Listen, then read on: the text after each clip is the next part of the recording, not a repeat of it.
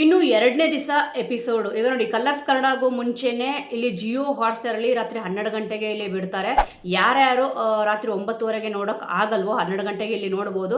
ಸುಮಾರು ಜನ ಇಲ್ಲಿ ನೋಡ್ತಿದ್ದೀರಾ ಅಂತ ಅನ್ಕೊಂತೀನಿ.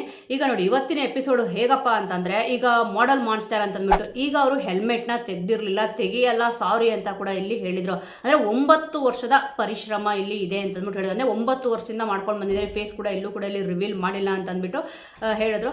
ಆದ್ರೆ ವಿನಯ್ ಅವರು ಇಲ್ಲಿ ಹೇಳ್ತಾರಲ್ಲ, ಫೇಸ್ ರಿವೀಲ್ ಮಾಡಬೇಕು ಅಂತ ಪ್ರೋಮೋದಲ್ಲಿ ತೋರಿಸಿದ್ರು. ಆದ್ರೆ ಪ್ರೋಮೋದಲ್ಲಿ ಎಲ್ಲ ಕೂಡ ಇಲ್ಲಿ ತೋರ್ಸಕ್ ಆಗಲ್ಲ ಅಂತ ಇಲ್ಲಿ ಹೇಳ್ತಾರಲ್ವ, ಅದಕ್ಕೋಸ್ಕರ. ಬಟ್ ಇವರೊಂದು ಮಾತು ಹೇಳ್ತಾರೆ, ನೀವಿಲ್ಲಿ ಸೆಲೆಕ್ಟ್ ಮಾಡ್ಲಿಲ್ಲ ಅಂತಂದ್ರೆ ನಾನು ಹಿಂದಿ ಬಿಗ್ ಬಾಸ್ಗೂ ಕೂಡ ಟ್ರೈ ಮಾಡಬೇಕು ಅಂತ ಅಂದ್ಬಿಟ್ಟು ಇದೀನಿ, ನಾನು ಫೇಸ್ ನ ರಿವೀಲ್ ಮಾಡಲ್ಲ ಅಂತ ಅಂದ್ಬಿಟ್ಟು ಈ ರೀತಿ ಹೇಳಿದಾಗ ಏನಾಗುತ್ತೆ ಅಂತಂದ್ರೆ, ಅಂದ್ರೆ ಅವ್ರ ಮೇಲೆ ಇಲ್ಲಿ ಅವ್ರಿಗೆ ಕಾನ್ಫಿಡೆಂಟ್ ಕಮ್ಮಿ ಇದೆ ಅಂತ ಅಂದ್ಬಿಟ್ಟು ನನಗೊಂದ್ ಸ್ವಲ್ಪ ಆಗ ಅನಿಸ್ತು.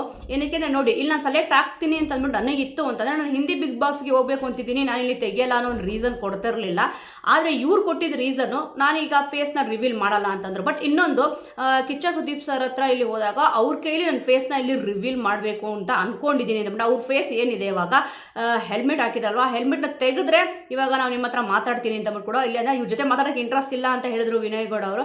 ಆದ್ರೆ ತೆಗೆದ್ರೆ ಮಾತಾಡ್ತೀರಾ ಹೆಲ್ಮೆಟ್ ತೆಗೆದ್ರೆ ಅಂತ ಕೇಳಿದ್ರು. ಹ್ಞೂ ಅಂತ ಅಂದಾಗ ಮತ್ತೆ ಮಾಸ್ಕ್ ಹಾಕೊಂಡಿದ್ರು, ಇಲ್ಲಿ ಬ್ಲಾಕ್ ಕಲರ್ ಮಾಸ್ಕ್, ಅದನ್ನು ಕೂಡ ರಿಮೂವ್ ಮಾಡಿದ್ರೇನೆ ನಿಮ್ ಜೊತೆ ನಾವು ಮಾತಾಡಕ್ ಆಗತ್ತೆ ಅಂತ ಕೂಡ ಇಲ್ಲಿ ಶ್ರುತಿ ಅವರು ಇಲ್ಲಿ ಹೇಳಿದ್ರು. ಕೊನೆಯದಾಗಿ ಅವರು ಫೇಸ್ ಕೂಡ ಇಲ್ಲಿ ರಿವೀಲ್ ಆಯ್ತು. ಅವ್ರ ಹೆಸರು ದೀಕ್ಷಿತ್ ಅಂತ ಅಂದ್ಬಿಟ್ಟು. ನೋಡಿ, ಸ್ವಲ್ಪ ಇಲ್ಲಿ ಏನ್ ಅನ್ಸುತ್ತೆ ಅಂತಂದ್ರೆ, ಕೆಲವೊಬ್ರಿಗೆ ಅನಿಸ್ತಿತ್ತು ಅಂದ್ರೆ ಪ್ರೋಮೋ ಬಿಟ್ಟಾಗ ಅವರು ವಿಡಿಯೋ ಮಾಡ್ಕೊಂಡ್ ಬಂದಿರೋದೇ ಆ ತರನೇ, ಆದ್ರೆ ಬಿಗ್ ಬಾಸ್ ಸ್ಟೇಜ್ ಬಂದ್ಮೇಲೆ ಅವ್ರ ಯಾಕಪ್ಪ ಅವ್ರ ಮುಖನ ತೋರಿಸ್ಬೇಕು ಅಂತ ಅಂದ್ಬಿಟ್ಟು. ಬಟ್ ಅವರು ಐಡೆಂಟಿಫೈ ಮಾಡ್ಲೇ ಇಲ್ಲ ಅವ್ರು ಯಾರು ಅಂತಂತ ಅಂದ್ರೆ, ಮುಖಾನೇ ತೋರ್ಸಕ್ ಇಷ್ಟ ಇಲ್ಲ ಅಂತಂದ್ರೆ ಈಗ ಜನಗಳಿಗೆ ಯಾವ ರೀತಿ ಅವ್ರು ಎಂಟರ್ಟೈನ್ಮೆಂಟ್ ಕೊಡಕ್ಕಾಗುತ್ತೆ. ಈಗ ಹೆಲ್ಮೆಟ್ ಹಾಕೊಂಡ್ಬಿಟ್ಟು ಇರೋದೇ ಒಂದು ದೊಡ್ಡ ಸಾಧನೆ ಅಂತೂ ಇಲ್ಲಿ ಅಲ್ಲ. ಹೌದು, ಅವ್ರು ಮಾಡ್ಕೊಂಡು ಬಂದಿದ್ದಾರೆ, ಇಲ್ಲ ಅಂತ ಹೇಳಲ್ಲ.